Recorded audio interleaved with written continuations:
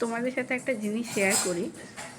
আমার বাড়িতে আমার শাশুড়ি মা এসছেন। তো আসা মানেই হচ্ছে যে কিছু না কিছু রেসিপি তৈরি হবে। তো শীতকাল যেহেতু পিঠে পায়েস তো হতেই থাকে।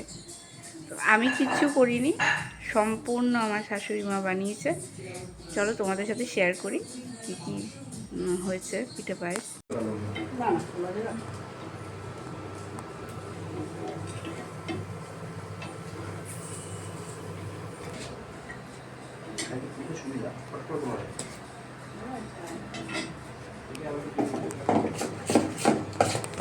এটা হয়েছে দুধ পুলি, পিওর একদম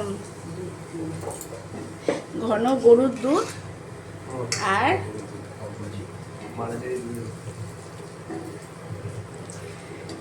গুড় দিয়ে তৈরি পুলি পিঠে। পুলি পিঠে তো মানে দুধ পুলি বলে।